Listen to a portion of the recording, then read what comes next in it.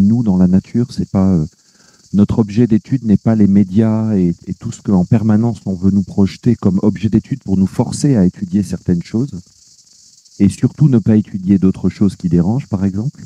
On sait bien comment ça marche.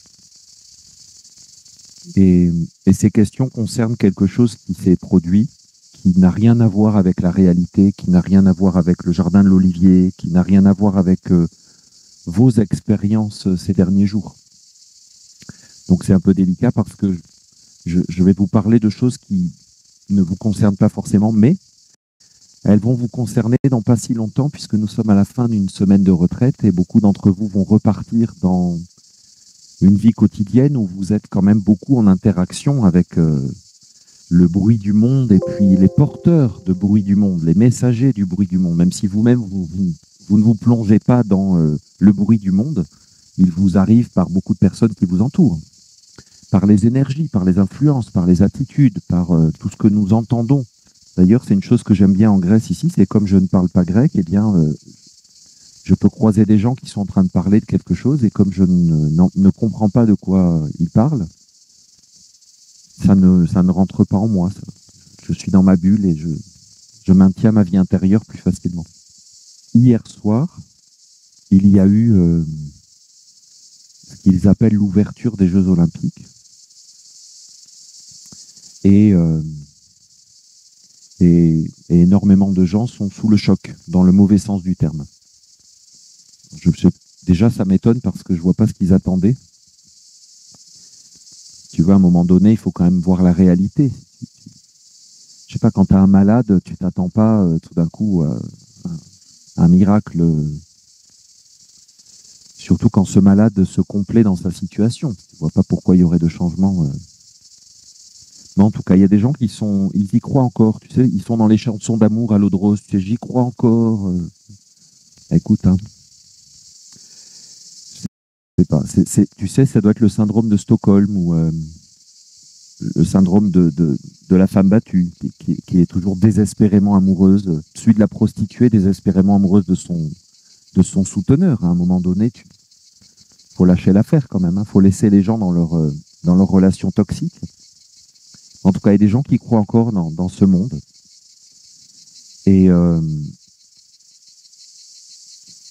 donc la puissance du lobby LGBT a été brillamment démontrée, bien sûr, même si je ne trouve pas qu'il y a quoi que ce soit à démontrer. Je dirais, elle règne au palais de l'Élysée, donc je ne sais pas ce qu'il faut rajouter en plus. Mais voilà,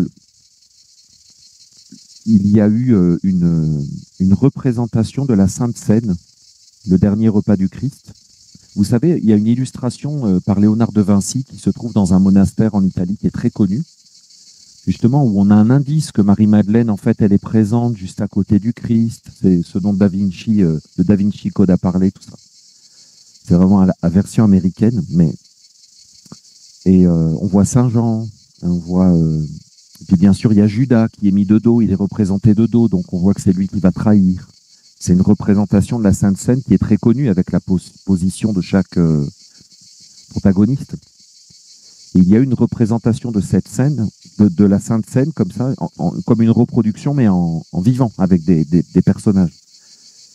Et alors bien sûr, la Sainte Seine n'a rien à voir avec ni la France, ni les Jeux Olympiques. Et donc voilà, le personnage du Christ était représenté par une femme en franc surpoids, et puis elle était entourée de travestis, outranciers, vulgaires. Et donc sur la table, à un moment donné, je ne sais pas, j'ai pas vu, hein, mais c'est ce qu'on me racontait. Donc sur la table, il y a un homme avec juste une petite ceinture en végétal. Il est entièrement peint en bleu, donc il est comme quasiment tout nu. Et il est dans un plat comme si, en fait, c'est lui qui va être dévoré. Il représente le cochon, puisque c'est l'homme blanc, probablement hétérosexuel. Il va être dévoré tout cru. Et voilà. Donc, bon, voilà. Je vous passe même pas les détails, c'est que je les connais pas, hein, mais je ne veux même pas entendre la musique, les paroles prononcées. Je ne veux pas voir les gestes, je ne veux pas voir les attitudes, je ne veux pas. Voilà, ça m'intéresse pas. Et donc, voilà, il y a la fameuse question qui revient du blasphème. Parce que une partie du monde chrétien se sent blessé par cette représentation, en plus tout à fait hors sujet. Je ne vois pas le rapport entre la Sainte Seine et les Jeux Olympiques. Alors, il y a eu d'autres représentations clairement satanistes et voilà, anti-chrétiennes dans tout ça. Hein. Mais bon, le gros scandale, a priori, porte là-dessus, et le bruit, et puis les questions me sont parvenues là-dessus. Et vous voyez, donc je veux vous en parler parce que je veux vous montrer que le regard essénien s'applique à tout. Et le regard essénien ne se détourne pas d'une chose pour ne pas la regarder. Un essénien peut détourner son regard d'une chose qui lui est inutile. Tu n'as pas à tout regarder dans le monde. Tu n'as pas à tout regarder. Ne crois pas les gens qui te disent mais il faut tout voir, il faut tout savoir. C'est pas vrai. Justement, il faut comme rétrécir ton intérêt et ce qui t'alimente dans la vie, tu dois progressivement le sélectionner selon tes intérêts à toi.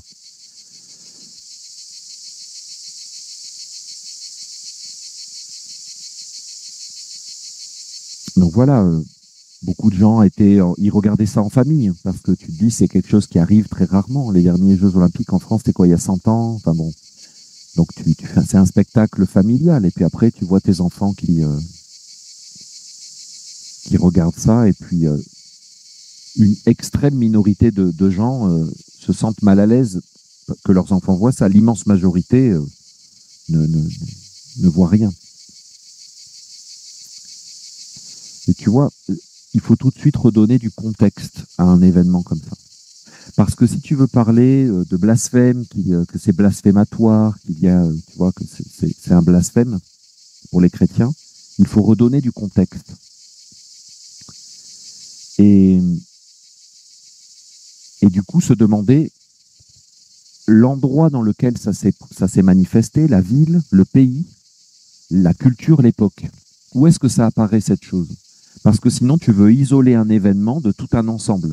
Cet événement se produit à Paris, en France, dans les années 2020, dans telle circonstance ou tel gouvernement. D'accord? Parce que c'est pas les Français qui ont organisé une petite fête. C'est des comités, des artistes probablement payés une fortune, qui ont été sélectionnés. On sait très bien par qui a sélectionné, qui a placé tous ces gens-là et tout ça. Donc, il faut que tu regardes ça.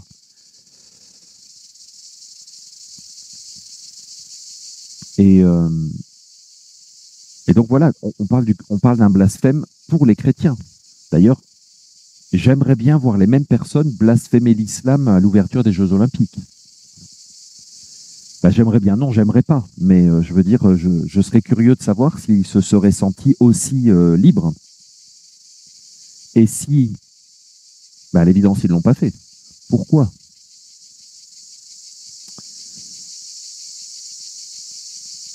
Donc en fait, on interroge le christianisme en France, finalement. Parce que c'est ça la question. Puisqu'on blasphème le christianisme, on manque de respect aux chrétiens. Et là, bien sûr, ben, on a un petit sourire en coin parce que la France est déchristianisée. Il reste des chrétiens, mais elle est déchristianisée culturellement, au niveau du gouvernement, au niveau de la loi, à tous les niveaux. La culture dominante, c'est même pas qu'elle n'est pas chrétienne, c'est qu'elle est anti-chrétienne. Voilà. Donc, du coup, une fois que tu vois ça, ben, tu te demandes pourquoi on s'étonne qu'il y ait un blasphème contre une minorité, si tu veux, malmenée, empêchée.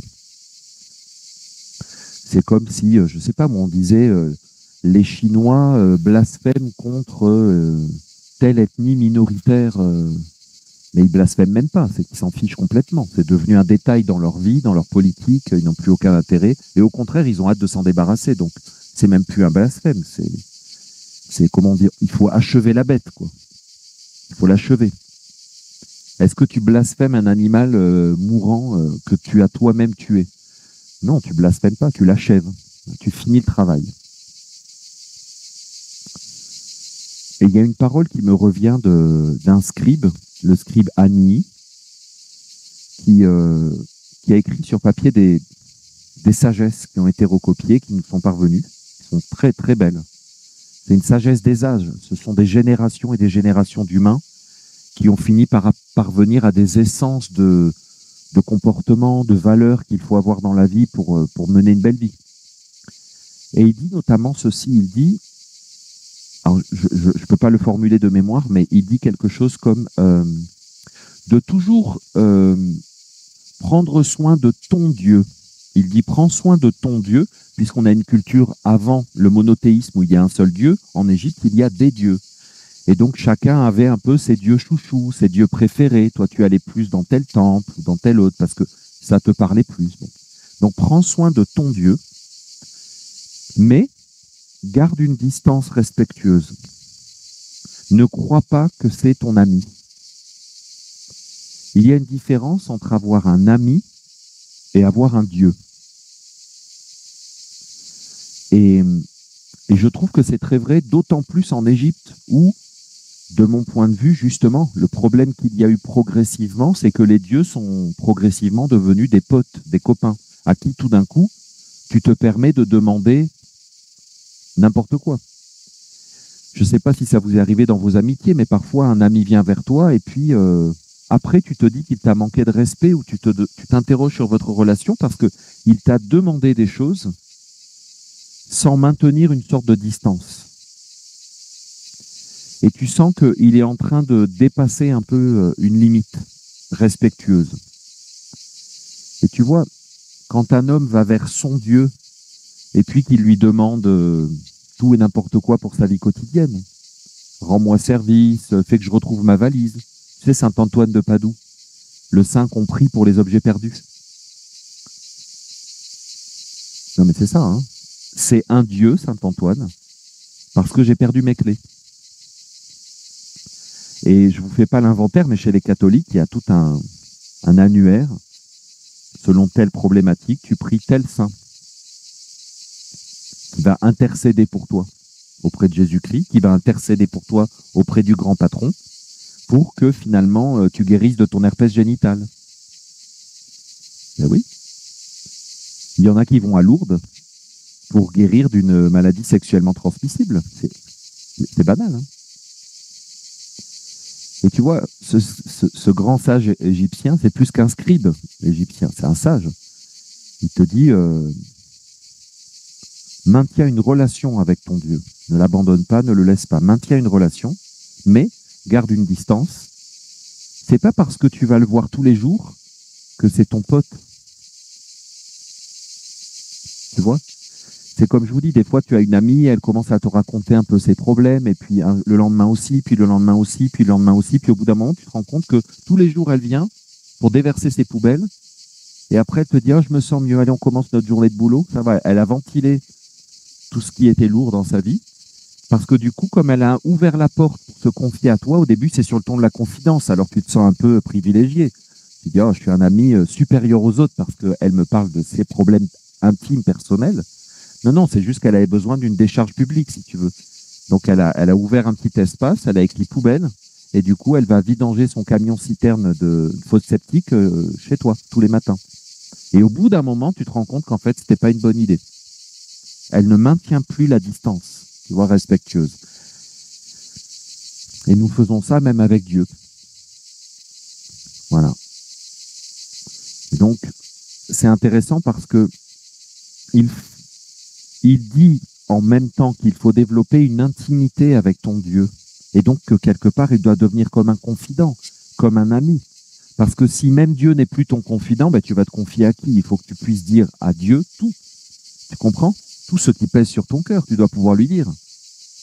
Mais moi, j'aime beaucoup ce thème de l'amitié, qui est celui que Pythagore a transmis, c'est que si c'est un ami, même si tu lui racontes tout ce qu'il y a de souffrant en toi, il faut garder une distance, une petite gêne, qui fait que tu vas mettre un peu en forme ce que tu veux transmettre. Tu vas essayer de le dire bien, de prendre un peu de recul sur ce que tu veux partager. Tu vois, tu ne vas pas lui dire comme ça toutes tes émotions et tout ce qui te passe. Tu vois.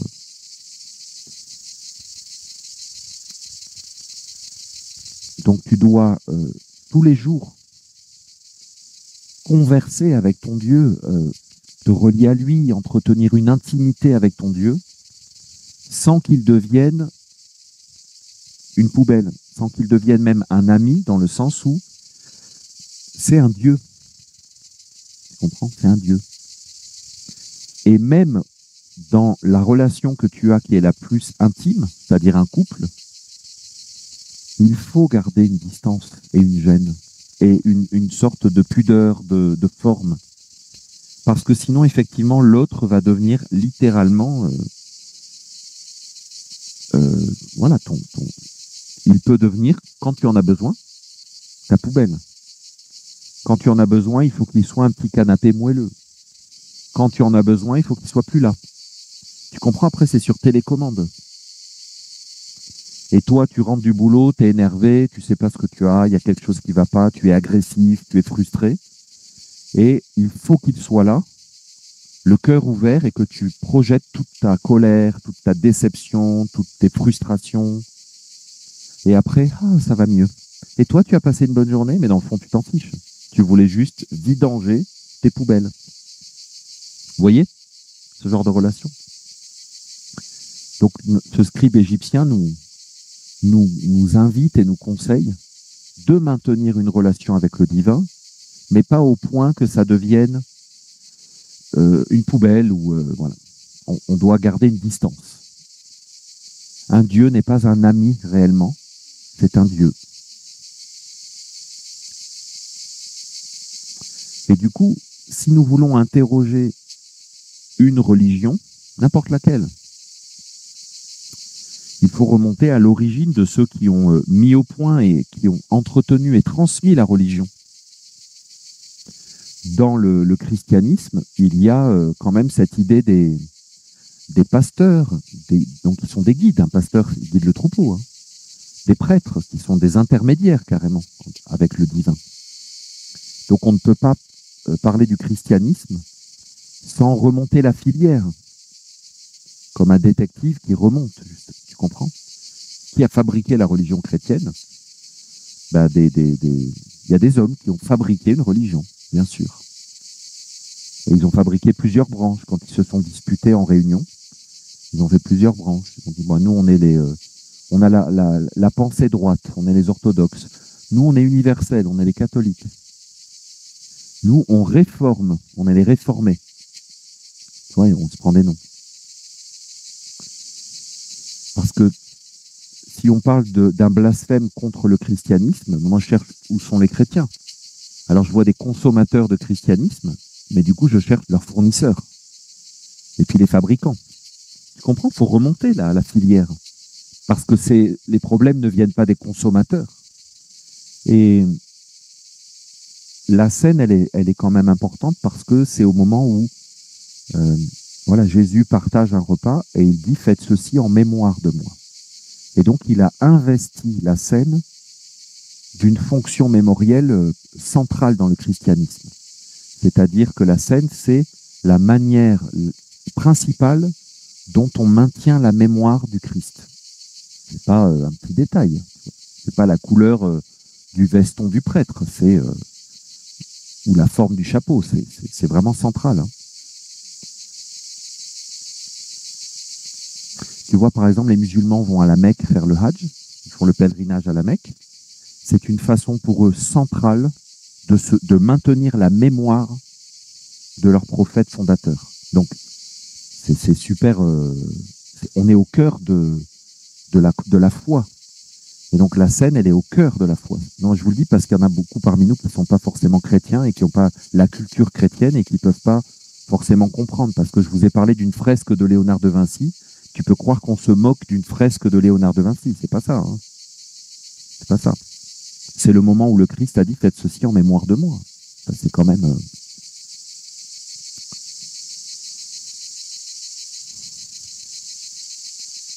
Si tu veux, la Sainte Seine, la pratique de l'Eucharistie, la bénédiction du repas dans les familles, tu sais, avant de manger, on bénit, on remercie le repas et tout ça. Je serais curieux de savoir combien de pourcentage de Français sont concernés, la pratique. Et dans ce pourcentage, combien la vivent, combien la comprennent réellement. À partir du moment où dans un égrégore, dans l'égrégore d'un peuple, dans l'âme d'un peuple, tu es minoritaire, ben ça veut dire ce que ça veut dire, tu es minoritaire. Et quand tu es même pas minoritaire, tu es anecdotique, tu es une poussière. Alors, est-ce que c'est un blasphème? Tu as deux possibilités. Soit tu vis une chose et c'est réel pour toi. Et donc, si on y touche, ça te touche. D'accord? Tu as des enfants, tu as un mari, une femme, tu as une famille. Et si on les touche, ça te touche. Parce que c'est vrai, tu vis avec. Soit tu t'inventes un personnage, tu te fabriques un titre, une fonction, une particularité. Et si on touche à ta fonction, à ton titre, à ton rôle dans la hiérarchie, ça te choque, ça te touche. Ce sont deux modes différents. Il y en a un qui est sincère et réel parce que tu habites tes enfants, tu habites ta famille, ton âme est dedans, et c'est réel. C'est une sensibilité réelle, viscérale, charnelle. Si on touche à tes enfants, on te touche. Et il y en a une autre que tu as fabriquée. Vous n'avez pas le droit de me parler comme ça, je représente l'autorité publique. Alors présentez-moi votre code QR. Tu comprends? C'est fabriqué. C'est un vêtement que tu t'es mis et tu veux qu'on respecte le vêtement. C'est sépulcres blanchis. Tu veux qu'on respecte ta fonction. Et si vous regardez comment se transmet le sacré, c'est exactement ça. C'est-à-dire que ce qui est sacré, par exemple, tes enfants sont sacrés. Est-ce que tes enfants sont sacrés parce que dans la charte universelle des droits de l'homme et la charte des Nations Unies à New York, il a été dit que les enfants doivent être protégés? Tu as vraiment besoin qu'on te le dise? Ou parce que c'est dans tes tripes, c'est dans ton sang, c'est dans ton corps. On ne peut pas toucher aux enfants. Si dans une société, on est obligé d'avoir des lois qui disent qu'on n'a pas le droit de faire du mal aux enfants, qu'on est obligé d'avoir des assistantes sociales qui protègent les enfants, ça veut dire que la protection des enfants n'est plus réelle. Vous comprenez ça? Si on a besoin d'en faire une loi, c'est que ça n'est plus là. Regardez l'évolution des lois et la création des services sociaux. Elle vous montre la dégénérescence complète de la société. Si on a besoin de traquer des pédophiles ou de faire des lois contre, ça veut dire qu'on ne le vit plus, on ne le sent plus, ce n'est plus normal. Ce n'est plus naturel, c'est artificiel. Et donc, du coup, on ne doit pas toucher aux enfants par peur du gendarme, par peur de la loi, pour ne pas se faire prendre et aller en prison. Est-ce que c'est encore réel? Et si tu regardes les religions et la façon dont elles ont évolué, on a commencé à faire du respect du sacré une obligation sociale.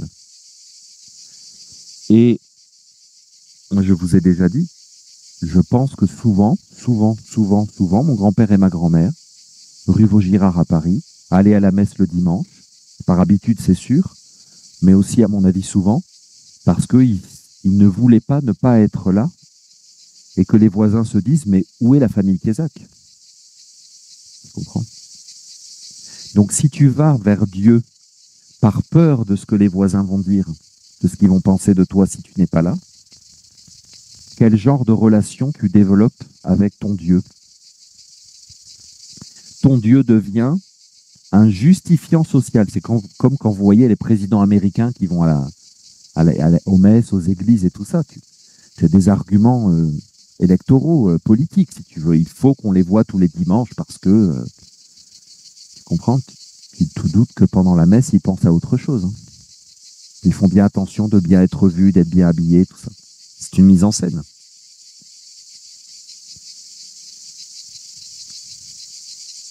Si on... Est-ce que c'est blasphémer?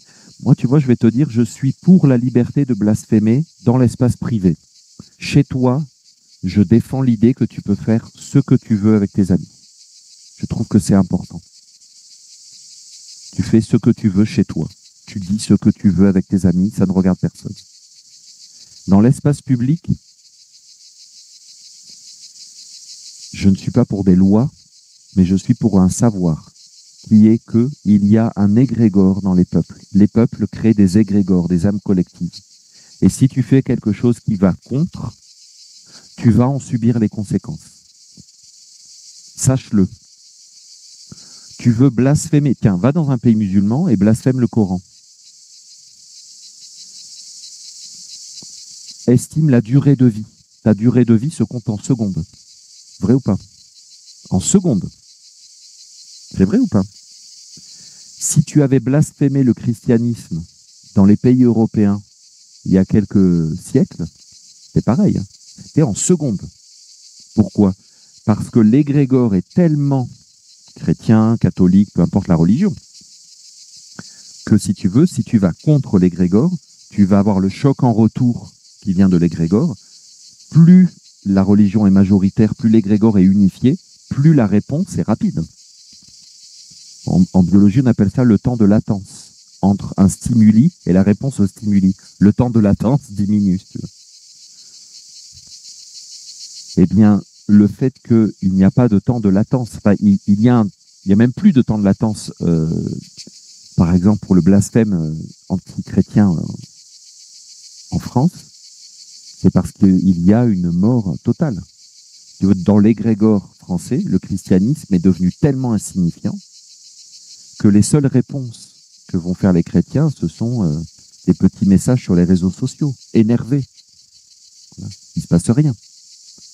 Personne ne va passer à l'acte de défendre le christianisme. Parce qu'il n'y a pas assez d'énergie dans l'égrégore. Il n'y a plus assez d'énergie. À qui est la faute? Qui porte la responsabilité de cette réalité qu'on vit aujourd'hui? Est-ce que la faute est à ceux qui blasphèment? Il y a toujours eu des gens qui blasphèment, toujours. Il y a toujours des gens qui sont contre. Et je vous dis, je trouve que c'est important qu'il y ait une liberté pour chacun de ne pas être d'accord, de ne pas reconnaître l'autorité et la validité d'une chose. Maintenant, il faut être intelligent. Ne va pas contre la meute, parce que la meute va te bouffer, va te tuer même.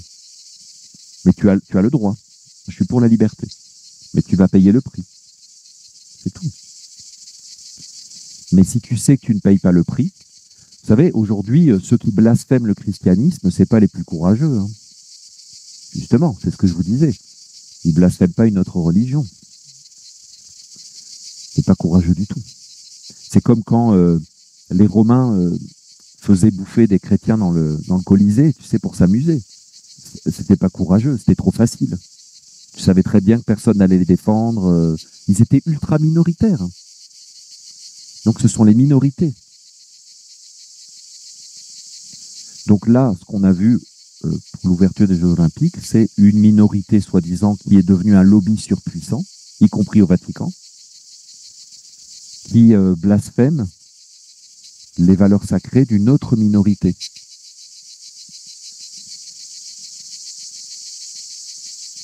Est-ce que l'humanité a avancé? Est-ce qu'elle a progressé? Donc, est-ce que cette minorité qui arrive au pouvoir aujourd'hui est la preuve qu'il y a un progrès social? Je ne suis pas certain. Sachant que cette minorité, on dirait, hein, il semble, quand on regarde des images, que son but, c'est de ramper à quatre pattes avec des enfants qui dansent tout autour. Je ne sais pas quel est le but de cette minorité, mais... Donc, qui a la faute et la responsabilité? Eh bien, c'est tous les chrétiens, mais à commencer par ceux qui avaient la responsabilité de l'éducation, de la transmission. Voilà.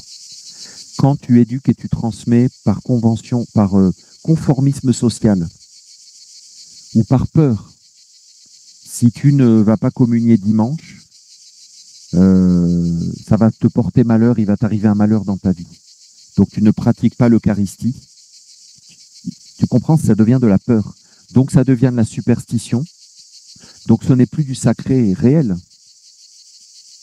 Voilà. Tu vas voir ton Dieu pour lui dire fais que je gagne au loto, fais que je sois toujours une bonne personne. J'ai oublié de te dire que mon neveu passe ses examens ce week-end, fais qu'il réussisse. Tu sais, tu fais une liste de demandes.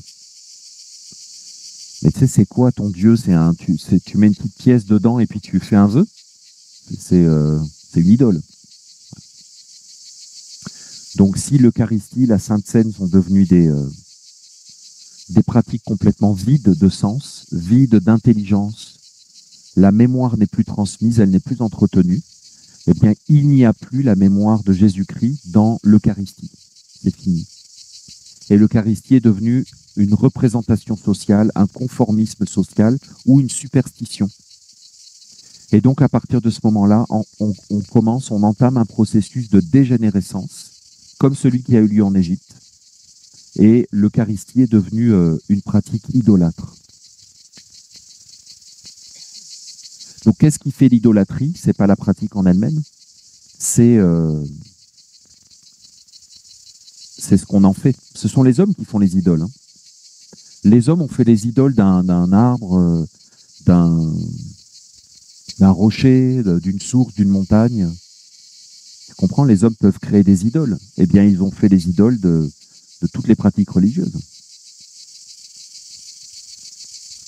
Il y a beaucoup de pèlerinages. Quand tu regardes, c'est fait juste pour supplier, pour revenir chez toi et te sentir supérieur aux autres parce que toi, tu as fait le pèlerinage, alors tu es quelqu'un d'important. Tu comprends les motivations? On transforme les choses en idoles. Et donc après, voilà, c'est un processus de dégénérescence et la dégénérescence, elle amène à la décomposition. Et la nature déteste tout ce qui est mort parce que la nature est la vie. Dieu, c'est la vie, c'est la lumière des hommes.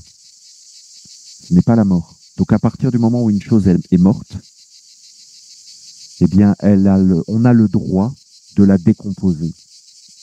Et qu'est-ce qui survient des asticots? Tu sais, les médecins légistes, ils peuvent déterminer la mort d'un cadavre à la minute quasiment, hein, selon les asticots qui sont dessus, les vers, les mouches. Eh bien voilà, aujourd'hui, sur le christianisme, c'est plein de vers et de mouches. Donc ce qu'on voit se trémousser, avec des perruques et beaucoup de maquillage, pour moi, ils sont dans la catégorie créatures qui viennent dès qu'il y a une déjection ou un cadavre en putréfaction. Ils viennent pour le décomposer. Et ce sont des créatures de décomposition. Et ils ont le droit d'exister, c'est naturel. Ça fait partie du réel. Et donc toi-même dans ta vie, quand tu te dis on me manque de respect, on ne me respecte plus, ou que tu vois, tu vas demander à quelqu'un de te respecter.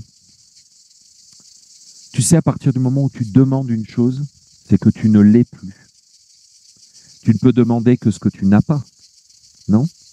Si tu as quelque chose, tu n'as pas besoin de le demander, tu l'as. Or, qu'est-ce qu'on a? On n'a réellement que ce qu'on est. Ce que tu es, tu l'as toujours. On ne peut pas te le prendre, non? On ne peut pas te le prendre.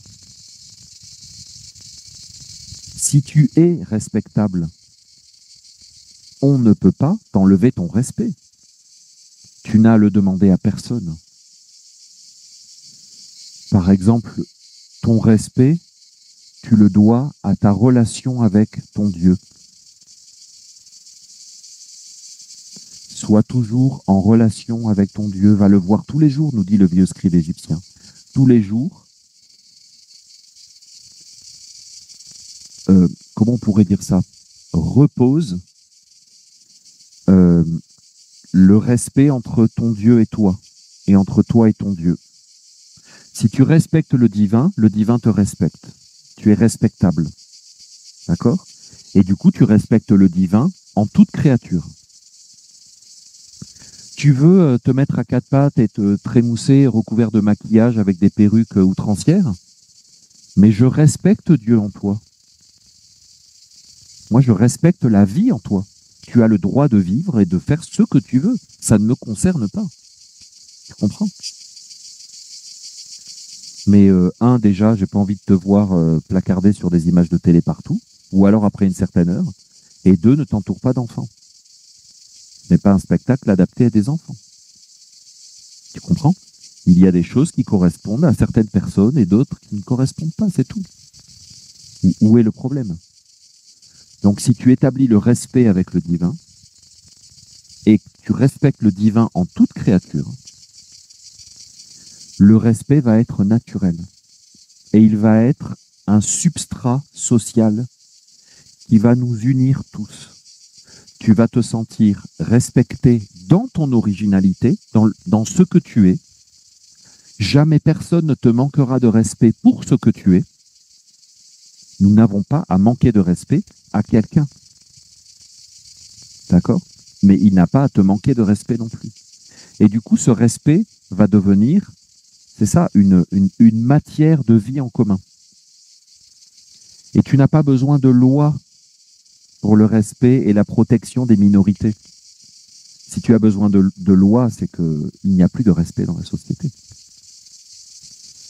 Franchement, qu'on ait fait des lois pour dire qu'il ne faut pas violer une femme, qu'il ne faut pas tabasser et torturer, enfin, tu comprends, c'est quoi ce monde?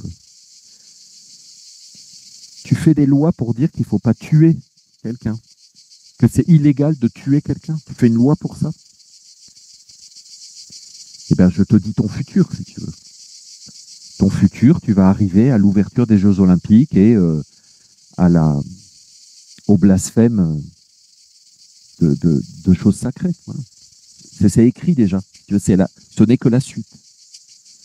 Donc, à partir du moment où une chose a besoin d'être imposée de l'extérieur pour être respectée, ce qui a été le cas pendant des siècles dans le christianisme, on a fait bouffer des hosties à des enfants avec la force, avec la peur, avec la manipulation, avec la contrainte. À partir du moment où les religieux, les responsables, les éducateurs, les prêtres ont baptisé de force, ont converti de force, ces organisations ont été maudites. Pour moi, ces églises qui ont fait cela sont maudites. Et leur destin est tout tracé. Il n'y a pas besoin d'aller chercher des prophéties de Malachie ou je ne sais pas quoi. C'est déjà inscrit. Leur futur est déjà tracé. Tu as tué quelqu'un, ton destin est tout tracé. Tu n'as pas besoin de me regarder avec ton couteau plein de sang en disant « Mon Dieu, qu'est-ce qui va m'arriver? Est-ce que tu vas me mettre en prison? Est-ce que je vais être dénoncé ?» Mais je n'ai même pas à te mettre en prison et te dénoncer. La vie t'a déjà réservé un certain chemin avec la suite. Même pas à moi de le faire. Hein. Bah bon, je vais peut-être t'enfermer parce que j'ai pas envie que tu recommences, mais c'est pas moi qui vais te condamner. Hein. Il ne te condamne pas, mais moi non plus. Va et ne pêche plus. Moi non plus, hein, je te condamne pas. Tu as blasphémé l'Eucharistie et les grands mystères du christianisme, et même de la nutrition. Et tu veux dire que toi, avec tes petits amis et tes petites amies, on ne sait même plus quel pronom utiliser, hein, vous allez dévorer l'homme blanc. Mais amusez-vous. Hein. Moi, je ne vous condamne pas. Je ne vous condamne pas. Parce que si vous pouvez le faire, c'est que vous ne savez plus ce qu'est le sacré, vous ne connaissez plus le sacré. Est-ce que c'est votre faute et votre responsabilité? Non, c'est la faute et la responsabilité de vos ancêtres, de ceux qui étaient les gardiens du sacré. Ils ne l'ont plus compris, ils ne l'ont pas transmis, ils s'en sont servis pour exister dans la société comme un vêtement prestigieux. Ils se sont baladés avec leurs crosses et leurs mitres. Ils se sont fait baiser les anneaux. Voilà. Toute l'histoire, la suite de l'histoire est déjà écrite. C'est déjà fait. Le christianisme, ou ce n'est même pas le christianisme, parce que pour le coup, moi je trouve que même les musulmans de France devraient protester, parce que c'est le sacré qui est profané, qui est foulé aux pieds. Juste pour être gentil, foulé aux pieds. Tu comprends? Toutes les personnes religieuses de France, et même les francs-maçons, si les francs-maçons aiment le sacré et estiment que c'est un principe essentiel dans la société, ils devraient protester. Le problème, c'est qu'ils croient que c'est le christianisme qui a été blasphémé. Mais tu sais, si aujourd'hui tu es musulman et que tu ne supporterais pas qu'on blasphème ta religion, et que tu ne dis rien quand on blasphème la religion des autres, tu es le prochain sur la liste. Tu es le prochain. Tu es sur la liste. On se gêne encore un peu, hein, et tu vas voir, à un moment, on ne se gênera plus. Si tu laisses faire quelque chose, on te le fera. Si tu laisses faire l'injustice en te disant « Oh ben c'est pas moi, hein. Ouf, j'ai échappé ». On rafle des juifs devant toi et tu dis « Oh ben heureusement que je suis chrétien, dis donc, je regrette pas. Hein. » Mais tu es prochain sur la liste parce que tu as laissé faire. Tu laisses faire l'injustice sous tes yeux sans la défendre, en te disant que toi tu es sain et sauf et que tu n'es pas concerné. Tu es le prochain. C'est d'une tristesse, tu comprends? Pour moi, ce qui est triste, c'est pas de voir un gouvernement de satanistes dégénérés qui a organisé des spectacles satanistes dégénérés pour les imposer à l'inconscient collectif dans une nation sataniste dégénérée. Alors, effet de surprise zéro. L'inverse eût été une bonne surprise. Pas d'effet de surprise. Ce qui est triste réellement à voir, c'est l'absence de profondeur, de réflexion. Je ne dis pas, il y a sûrement des gens qui réagissent de manière intelligente. Hein, c'est de voir qu'il y en a qui s'en lavent les mains parce que ce n'est pas leur religion aujourd'hui qui est attaquée. Et ils pensent que c'est l'autre religion. Voilà. Et finalement, qui est responsable? Eh bien, nous sommes tous collectivement responsables. Ces gens-là ont été biberonnés à certaines idéologies à travers les médias, à travers les arts, la culture, tout ce qu'on appelle le cinéma, la musique. Tu sais, quand j'étais enfant, il y avait dans la cour de récréation des petites filles qui avaient 5 ans, 6 ans. Imagine une petite fille de 5-6 ans. Et elle chantait « Je suis libertine, je suis une catin ». Voilà. Vous voyez ce que je veux dire, non? Tu vois une petite fille qui chante « Je suis libertine, je suis une catin ». Et ça, c'était gentil, hein, c'était les années 80. Je ne connais pas du tout la musique d'aujourd'hui, mais j'ai entendu des voix, des chansons en anglais, par exemple, des chansons américaines, et tu vois des enfants qui chantent aussi. Et je ne veux pas vous dire ici les paroles que moi j'ai déjà entendues en anglais, mais voilà. Et donc vous avez ces gens qu'on admire, qui sont pris en photo, on crie leur nom, on hurle leur nom. Ils sont des idoles. Et ils font chanter à nos enfants les choses les plus ignobles que vous-même, jamais vous ne diriez, adultes. Donc si tu veux, dans cette société-là, d'abord, tu n'as pas à être choqué, étonné de ce qui se passe. Tu as à voir que la vie est blasphémée, l'enfance est blasphémée, la maternité est blasphémée, le féminin est blasphémé, le masculin est blasphémé, les relations humaines sont blasphémées, l'amitié est blasphémée, la confiance est blasphémée, l'autorité est blasphémée, le pouvoir est blasphémé, la compétence. Hein, la compétence, hein, vraiment, c'est surfait, hein, ça n'existe plus aujourd'hui. Donc elle est blasphémée. La vieillesse, elle n'est même pas blasphémée, la vieillesse.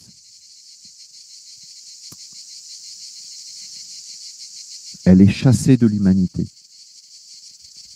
Elle est chassée.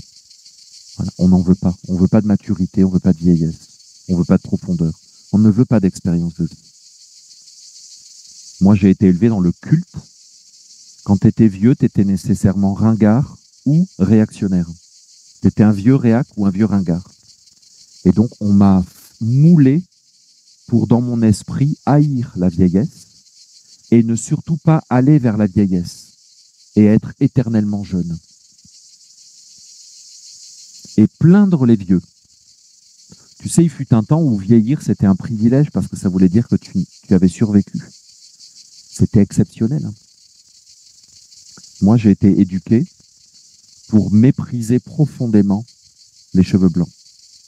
C'était la culture dans laquelle j'ai grandi. Et à partir de 15 ans, alors là, tu étais génial et cool. Mais qu'est-ce que tu sais à 15 ans? Tu es d'une stupidité profonde. Non, 15 ans, tu commences à monter en haut du podium. Et à 25 ans, tu étais au top. Et c'est toi qui devais dire ce qu'était la vie. Et à 40, c'était déjà fini. Hein. Tu commençais à t'approcher de la vieillesse. Voilà. Ça, c'est un blasphème. Nous vivons dans une culture profondément blasphématoire du réel, de la vie, de la création et donc du Créateur. Et Jésus a maudit juste les prêtres. Hein. Il n'a même pas maudit ceux qui l'ont torturé, ceux qui l'ont cloué sur une croix. Il a maudit les prêtres qui étaient là avec leur tenue, leur garde du corps, leur service de sécurité, tous les journalistes qui avaient le micro tendu. Les journalistes n'avaient pas le micro tendu vers Jésus, ils avaient le micro tendu vers le Sanhédrin, le collège des prêtres. Alors qu'est-ce que vous pensez de cet individu? Dites-nous ce que nous devons en penser. Jésus a maudit les prêtres. Parce que non seulement ils avaient les clés du savoir, ils avaient les clés du sacré, de la pratique sacrée, on leur avait appris comment s'approcher de Dieu. Et eux-mêmes ne s'en approchaient plus. Et en plus, ils empêchaient les autres de s'approcher du sacré d'une bonne façon. Ils se sont mis entre Dieu et les fidèles et ils ont dit, le sacré, c'est moi. Tu dois me respecter. C'est moi qui te donne l'Eucharistie. Tu ne peux pas la prendre toi-même. C'est moi qui te la donne. C'est moi l'intermédiaire. C'est super dangereux de faire ça. Eh bien, regardez où on en est rendu. Voilà. Ces églises, de toute façon, sont maudites. Elles se sont elles-mêmes maudites. Le Christ lui-même les a maudites. Parce que ces paroles, il ne les a pas prononcées il y a 2000 ans. Il les a inscrites dans l'histoire de l'humanité. Donc, si toi, tu as des clés et que tu n'entres pas, si en plus tu empêches les autres d'entrer, tu es maudit par le Christ. Et si vous me demandez, est-ce que tu penses à une organisation qui s'occupe du sacré, qui est dans le domaine de la religion, et qui avait les clés, qui n'est pas entrée, qui empêche les autres d'entrer? Ben, j'en ai 2 ou 3 en tête, ouais. J'en ai 2 ou 3 en tête. Et est-ce que tu crois que c'est la fin des temps? Ben, je ne le crois pas. C'est la fin des temps. C'est la fin de leur temps. Ils sont has-been. Ils se sont eux-mêmes desséchés. Ils se sont desséchés eux-mêmes. Ils se sont privés de la vie. Alors après, il y a des mouches à merde qui viennent et qui s'installent. Et tu sais, les mouches à merde, c'est super parce que c'est irisé. C'est bleu, vert, c'est arc-en-ciel. C'est arc-en-ciel, hein, les mouches à merde. Tu as déjà vu, non, des insectes? C'est étonnant parce que ce sont des insectes. Alors, tu as des cropophages, des insectes qui mangent des crottes. Après, tu as voilà, des insectes spécialisés pour dévorer les cadavres et tout. Et ce qui est étonnant, c'est qu'il y a plusieurs coléoptères et mouches qui ont des couleurs arc-en-ciel. C'est étonnant parce que, vu le milieu dans lequel ils interviennent, qui est en général, tu t'approches même pas parce que c'est insoutenable l'odeur, tu vois. Donc l'odeur d'une église en décomposition, elle est spectaculaire. Dans les mondes subtils, c'est spectaculaire. Tu ne t'approches pas vraiment. Et tu as ces petits insectes arc-en-ciel qui s'agitent dessus, puis ils s'excitent, tu sais, ça les excite, ils se reproduisent très fort. Parce que y a beaucoup à manger, il y a beaucoup de boulot. Donc il faut des générations très rapides. C'est ce qui fait que tu peux donc déterminer, un médecin légiste, il détermine l'heure de décès d'un cadavre parce que leurs cycles de vie sont très très rapides et tu peux... Il y a certains qui interviennent à certains moments. Il y en a qui jouent des rôles et tout ça, ils ont des rôles dans si tu veux, dans l'enchaînement. Non, mais c'est quand même... la vie a de l'humour, si tu veux. Quand tu vois des petites mouches à merde qui frétillent et qui irisent les couleurs qui reflètent l'arc-en-ciel, tu sais qu'ils sont... Voilà, c'est sur un cadavre et c'est sur des déjections, des compositions. Et en fait, ils font un travail de décomposition. Voilà. Et ils en sont fiers, hein, très fiers. Et je trouve qu'il y a de quoi. Parce que vous savez, on méprise souvent les organismes dans la nature qui décomposent les choses. On n'aime pas parce que ça sent mauvais, tout ça. Mais en réalité, sans eux, on ne serait pas bien. Et donc, ça te rend service quelque part de voir ces organismes de décomposition. Tu es bien content que l'animal mort, au bout d'un moment, au bout de quelques semaines, il soit plus là, parce que sinon, ça serait horrible. Hein. Tu es bien content que ton compost se fasse. Eh bien, il y en a qui sont spécialisés là-dedans. Voilà, c'est leur job. Et ils s'incarnent à ce moment-là. Ce ne sont jamais des humains. Hein. Ce sont toujours des esprits, des entités qui animent certains humains. Ce ne sont jamais des humains. Et est-ce que ces êtres sont condamnables? Mais pas du tout. Ils sont nécessaires et ils font partie de la création. Donc quand on va te dire, oui, dans telle organisation, dans tel gouvernement, dans telle église, dans telle chose, dans telle religion, il y a des trafics d'argent, il y a de la corruption, il y a des scandales. Mais ces êtres s'incarnent dedans parce qu'ils le peuvent, parce qu'ils ont le droit, parce que c'est autorisé, parce que cette organisation, cette religion, ce gouvernement, ce système est en décomposition. Tu sais, tu peux étudier l'histoire de l'Église, par exemple, l'Église catholique. C'est facile parce qu'elle est très affaiblie aujourd'hui. Mais à partir du moment où tu as des Borgia, des Médicis qui se font élire pape, tu sais, bon, ben, ça en dit long. Ça en dit long sur l'état de l'organisation, tu vois. Et nous ne sommes pas meilleurs que les autres. Nous sommes tous des humains, nous sommes tous pareils potentiellement. Donc, si tu veux qu'une organisation évite de dégénérer, il faut qu'il y ait à l'intérieur la vie, la vitalité. Il faut qu'il y ait le divin. Alors, où est le divin dans le gouvernement français? Où est le divin dans le comité olympique international? Où est le divin dans le ministère de je sais pas quoi? Où est le divin alors à la mairie de Paris? Je pense que là, il faut prendre une machine spéciale pour creuser, pour chercher, hein, parce que là, ça va être profond. Tu comprends? À partir du moment où tu n'as pas un principe de vitalité, la vie est basée sur la moralité. La morale, ce sont les vertus cardinales organisatrices de la vie, de l'univers. Tu vas sur un cadavre en décomposition et tu cherches la vie et la morale du comportement des insectes qui sont en train de le dévorer. Et tu vas dire à des vers, à des coléoptères, mais enfin, vous mangez le cadavre en décomposition. Mais oui, ils sont là pour ça. Et en plus, vous vous réjouissez. Mais oui, pour eux, c'est génial. Donc, il y a une religion qui est morte. Il y en a qui arrivent et puis qui urinent, qui déjectent, qui crachent sur le cadavre et qui dansent dessus pour l'écraser. Mais passe ton chemin, mon ami. Tu crois que le sacré, il est là? Le sacré est éternellement. Tu sais, c'est Gloria Dei intacta, c'est-à-dire la gloire de Dieu est intacte. Elle est intouchable. Elle est inviolable par principe. Si tu crois que tu peux blasphémer, c'est que l'objet de ton blasphème est mort.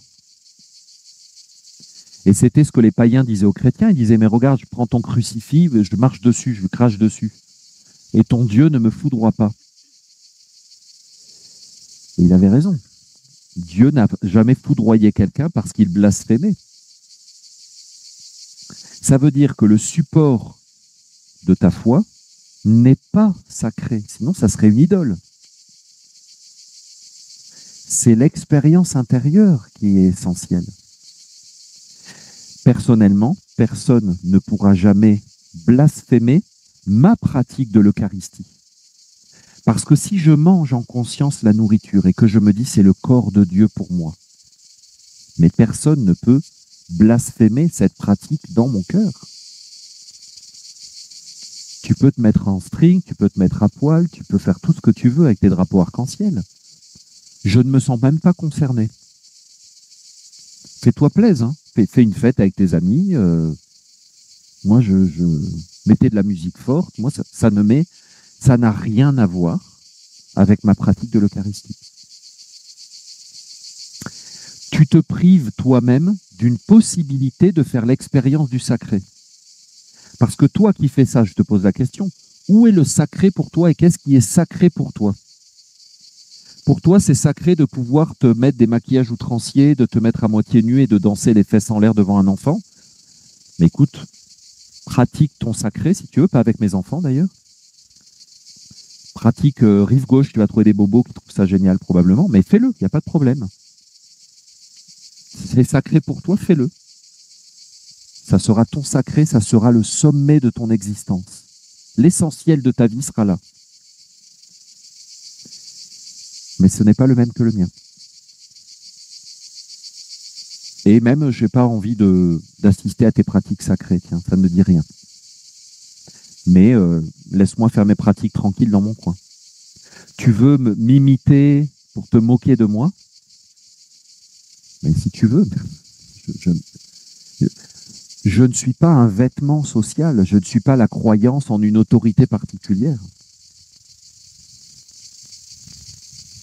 Tu sais, je ne me compare pas du tout à Jésus-Christ, hein, mais ceux qui ont moqué Jésus-Christ, pour dire, tu vois, ils se moquaient de quelqu'un qui n'avait vraiment aucune... il n'avait pas de personnage social, Jésus. C'est justement ça qui les a énervés, c'est pour ça qu'ils sont allés jusqu'à le tuer. Hein. C'est qu'ils voulaient qu'il craque. Et ils voulaient éveiller à l'intérieur de Jésus la réaction d'orgueil, en disant « Comment tu me manques de respect? Comment tu parles de moi? Qu'est-ce que tu as dit sur moi?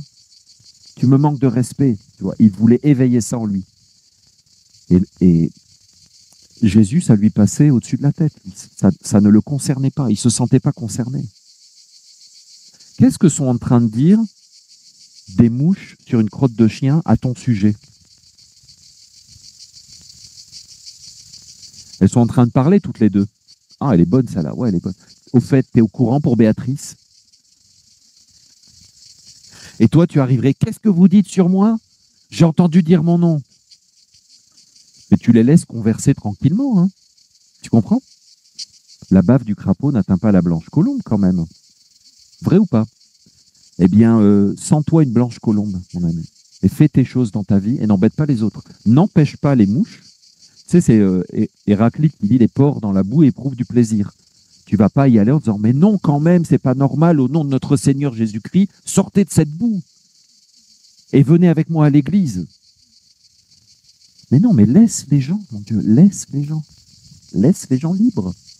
Par contre, si le cochon se plaint, il dit ouais, j'en ai marre, dans ma vie, ça va pas, ça pue, ça sent mauvais. Tu vas dire, bah, écoute, j'ai une idée. Justement, je n'osais pas te le dire, mais maintenant que tu me poses la question, j'ai une suggestion pour toi. Tu comprends? Si on blasphème ta pratique publiquement, moi personnellement, je ne suis pas pour. Tu vas te prendre le choc en retour de l'égrégore. Aujourd'hui en France, tu n'auras que des petits tweets ou des petits messages sur les réseaux sociaux, c'est-à-dire rien. Parce que la religion en question, maintenant, c'est plus personne. Voilà. Et voilà. Est-ce que tu as du mérite parce que tout d'un coup, tu as achevé le cadavre ou que tu le décomposes? Dieu. Si c'est ça ta jouissance, bah écoute, nous, notre Dieu, c'est celui de la vie. Je suis le Dieu des vivants et pas le Dieu des morts. C'est ça que ça veut dire. Cette phrase s'applique parfaitement à cette situation de blasphème aux Jeux Olympiques. Tu vois, tu aimes et tu veux cultiver la mémoire de Jésus-Christ à travers la scène et c'est un objet de méditation sacré pour toi. Donc c'est une image sacrée dans le sens où c'est un objet de méditation et tu veux réfléchir sur ces mystères de manger, de maintenir la mémoire, de communier et que la nourriture, c'est ce qui fait que nous sommes tous un. D'accord? Mais personne ne peut l'attraper. Si c'est une expérience intérieure, personne ne peut l'attraper. Il y en a qui prennent cette image et qui la dégradent devant toi. Mais ils se dégradent eux-mêmes. Ils sont en train de dire à la vie qu'ils sont cela. Ils sont des vers sur un cadavre en décomposition. Tu sais, il y a un axiome essénien, une phrase clé qui dit « Le mal porte en lui-même sa propre condamnation ». Moi, je rajoute devant « Calme-toi, calme-toi ». Le mal porte en lui-même sa propre condamnation. C'est important de vous le redire quand il y a des choses qui vous énervent, qui vous blessent. Quelqu'un est injuste avec toi, quelqu'un veut te faire du mal. Mais c'est à lui-même qu'il se fait du mal. Donc, rends-lui. Vous voulez vraiment faire ça de votre vie, de votre vitalité? Vous voulez vous trémousser sur des tables en blessant le cœur de milliards de chrétiens dans le monde? Mais faites-le. Faites-le. Vous êtes en train de dire qui vous êtes. Et effectivement, vous êtes libre et vous avez le droit, je vous le laisse ce droit. Tout homme a le droit de marcher sur la terre en exprimant ses convictions. Pour moi, c'est une règle sacrée. Et si tu penses que ta mission dans la vie, c'est de cracher au visage des autres, c'est de déféquer sur leurs objets sacrés, leurs symboles sacrés, mais fais-le. Tu es juste en train de montrer où tu en es de ton chemin d'évolution, de ton état de conscience. Et tu penses que ça fait de toi une personne meilleure, mais tu es en train de faire exactement ce que tu leur reproches. Tu sais, je pense qu'en grande partie, les chrétiens, ils se reprennent en boomerang beaucoup de choses qu'ils ont fait, de pensées qu'ils ont entretenues, de choses qu'ils ont dites. Parce que, je reviens il n'y a pas longtemps, à l'époque de mon grand-père, vous imaginez bien que les personnes qui avaient envie de s'habiller qui étaient des hommes qui voulaient s'habiller en femmes, les femmes qui voulaient s'habiller en hommes, les hommes qui voulaient vivre avec des hommes et qui allaient à l'église le dimanche, ils n'avaient pas vraiment le droit d'exister. Pourquoi? Parce qu'il y avait une pression sociale qui venait de ces gens-là, qui était la bien-pensance. Donc, ils ont leur part de responsabilité. Ne fais pas aux autres ce que tu veux pas qu'on te fasse. Si on fait quelque chose aux chrétiens aujourd'hui, c'est qu'ils l'ont fait aux autres. Et c'est pour ça que c'est fatal et que... Est-ce que c'est un blasphème? Est-ce qu'un boomerang est un blasphème contre celui qui l'a lancé? Tu comprends? Est-ce qu'un boomerang blasphème celui-là même qui l'a lancé? C'est triste, c'est triste. Ça peut même le tuer, hein. Le boomerang peut tuer un homme, hein. Mais c'est lui qui l'a lancé. Si ce n'est pas lui qui l'a lancé, ça veut dire que les gens qui viennent de produire ce blasphème viennent de lancer un boomerang qui va leur revenir dessus. Et toi, ne les condamne pas. Ne les condamne pas. Vis ta foi, vis ta vie. Entretiens une relation avec ton Dieu, mais ne commets pas l'erreur dont parle le scribe. Ne crois pas tout d'un coup que c'est ton ami et que tu peux faire n'importe quoi avec. Parce que sinon, tu vas tomber dans le même piège. Tu sais, je vous parle de petits comportements quotidiens. Voilà. L'homme un peu efféminé dans le village et toutes les mauvaises paroles qui sont dites sur lui. Les petites paroles, mine de rien, les petits rires, les petites moqueries, les mauvaises pensées, les hommes qui vont dire à moi, si c'était moi, je l'aurais noyé à la naissance. Tu sais, tu dis ça, puis tu passes à autre chose. Tiens, passe-moi le fromage. Et on change de conversation. Toutes ces petites paroles s'accumulent. Et elles forment quoi maintenant? Un dragon furieux qui est en train de prendre sa revanche.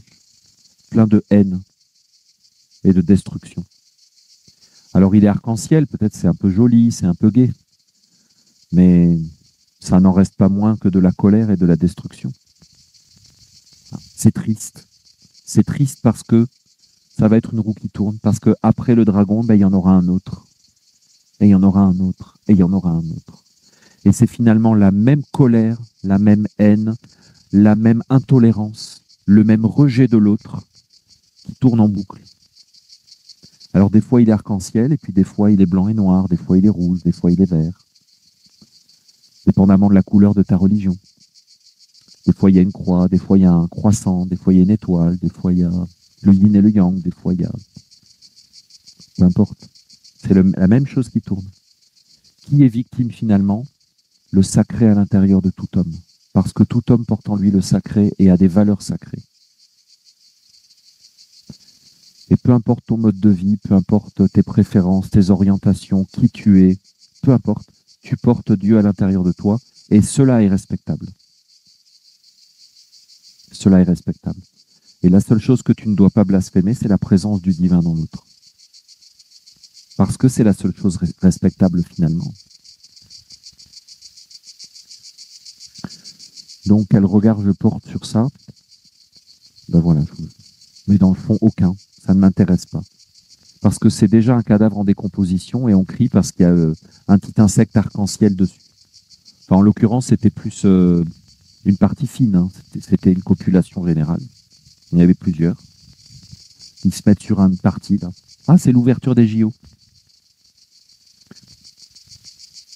Il n'y a rien de nouveau sous le soleil. La France est en décomposition avancée. Je pense qu'elle est même pas en mort cérébrale, hein. Elle est carrément farfouillée par des vers et des coléoptères. Les Jeux Olympiques, on n'en parle même pas, de toute façon.